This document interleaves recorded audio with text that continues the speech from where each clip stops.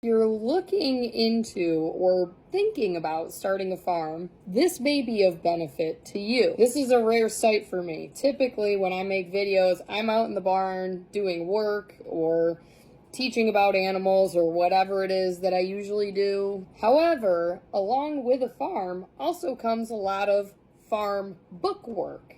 So one of the things, if this is something you are anticipating doing, you want to get into the habit of, first of all, saving all of your receipts, which if you do operate a business, typically that's a given. But you also want to keep those receipts organized in a certain fashion, whatever way works for you and your tax care professional. It is now January 7th, and I have not finalized our books for the previous year.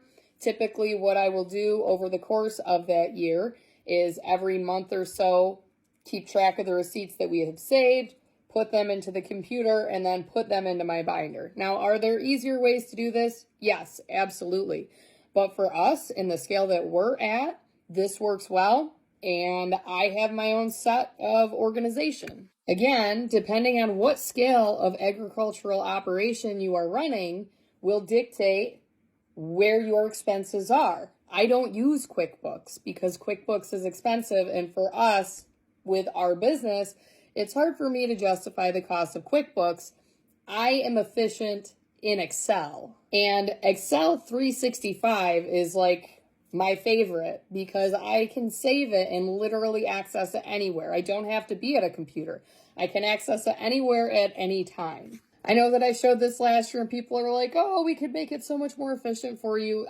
I'm okay with what we do. I don't need to improve. But the reason that I'm making a video on this right now is to just educate those looking to do this on what they should be thinking about and how they should be operating. Because once a receipt goes into the trash can, unless you're doing like tax exempt to Tractor Supply where they send you a report every year, you don't have a record of what business expenses you have. Sometimes our feed mill never sends us a report, but we've also never asked for one because we save our receipts for every time. They go into the pile. Once I get time, I take them from the pile, put them into the computer, put them into my binder.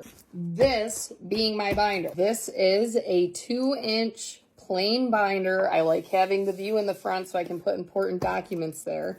I ordered them in January of 2020. I paid just under $20 for 4 of these.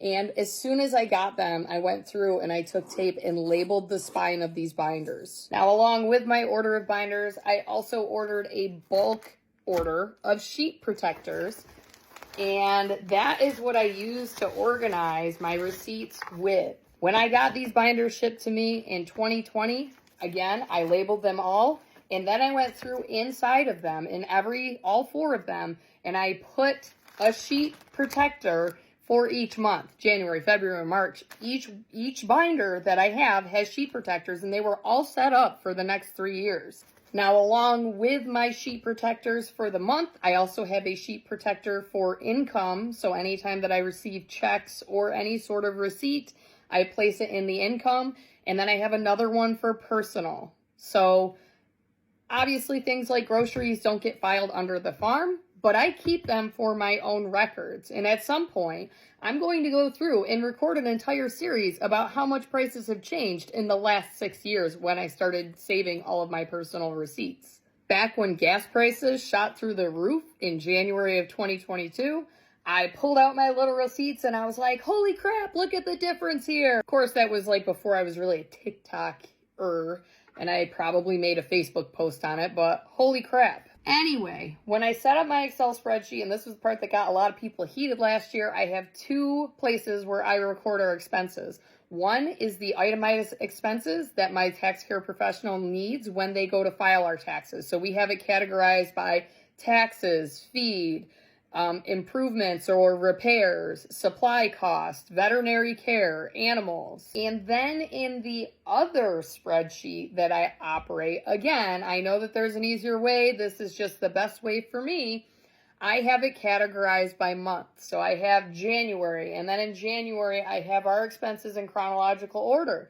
And then I also have columns, and each column is a different species of animal or different source of income. So I have sheep, laying chickens, meat turkeys, pigs, goats, beef cattle, rabbits. We don't really have rabbits anymore, but that way, when I need to go and quickly crunch my numbers, because that's one of the biggest comments on that turkey video was, how did you figure out your price? How did you figure out what you need to charge for these products? And that's how I figure it out. I put them all in itemized expenses. If it's bedding specifically for turkeys, it's going under turkeys. If it's something that all of the animals use, it's going under other, not specifically identified. Again, is there an easier way to do it? I'm sure, absolutely. But every single one of those binders, once I give it to the tax care professional, they submit whatever they need to submit, we sign, we get it back. It goes down in our addition, down in our office space, and it gets stored there. And anytime I have a question, I can easily think, okay, what year did that occur? Pull it out, 1 month, find the receipt. It's pretty easy. I've done this countless amount of times. And then if for whatever reason there was a discrepancy in payment or whatever, and we need to double check an invoice and make sure that it was paid, or we need to verify costs, whatever it is, whatever business things we need to do a year or a couple of years down the road, we can do it. But anyway, I have to go finish recording my pile of receipts. So hopefully this was helpful. I'm sure I'll get suggestions here on how I could do it differently, but honestly, this is how it works for us.